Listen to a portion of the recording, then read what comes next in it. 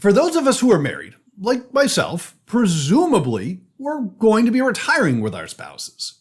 But you wouldn't know it from how a lot of people do their retirement planning. A lot of the time, there's what I like to call the money spouse. And if you're watching this video, there's a better than decent chance that you're the money spouse. You're probably the one who's doing the retirement planning and generally handling that side of things. This isn't necessarily a bad thing. It's often a divide and conquer type of approach. The trick is that your spouse needs to be just as comfortable as you are with the big picture of how your retirement plan is put together. And unfortunately, this isn't always the case. All too often, one spouse, and let's be honest, it's usually the husband, kind of goes off on their own little island and creates their retirement plan. It's not anything nefarious or anything like that. It's just that one of you has more interest in the topic than the other. For instance, my wife and I fall into this mold. I'm the one who handles the long-term retirement planning by and large. It's not that she can't figure it out. She has her master's in public policy from UT, and for the DC folks, she was a legislative analyst at OMB. And she's just generally smarter than me. But she doesn't have much interest in diving into the weeds with this stuff. And that's fine. But if you are the spouse handling the retirement plan, you need to make sure that your plan takes your spouse's preferences and retirement income style into account. This is the retirement plan for both of you, and you have a responsibility to make sure that it works for them as well as for you. And one of the great ways to get a handle on this is for both of you to take the RISA, which stands for Retirement Income Style Awareness, independently.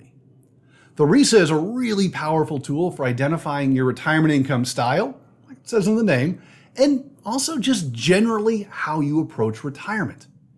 And you can actually do it for free by going to retirementresearcher.com/free RISA.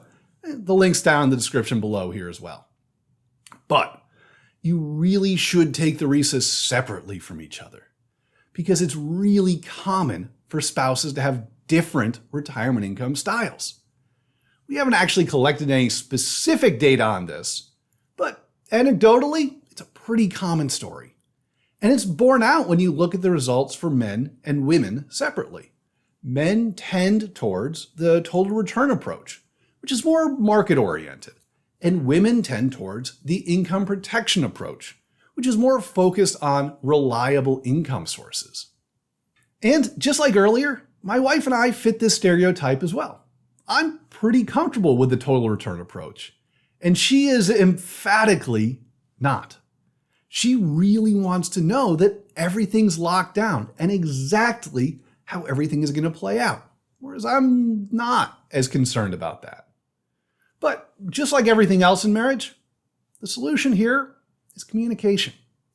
If you have a different retirement income style than your spouse does, and actually even if you have the same basic style, you need to talk about it.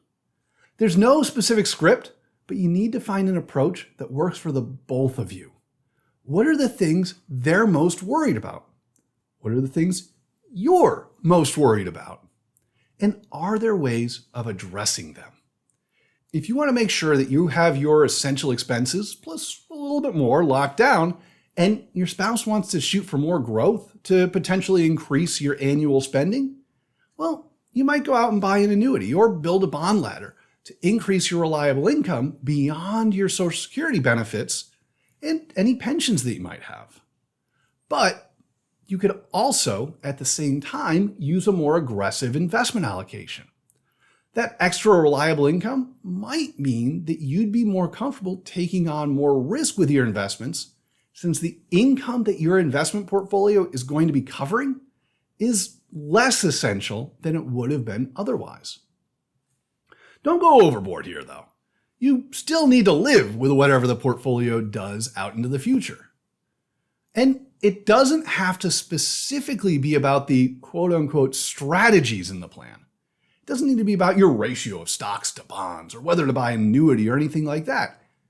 could be about how much you're planning to spend, or how much you'll be saving if you're still working, or even when you're planning to do that spending.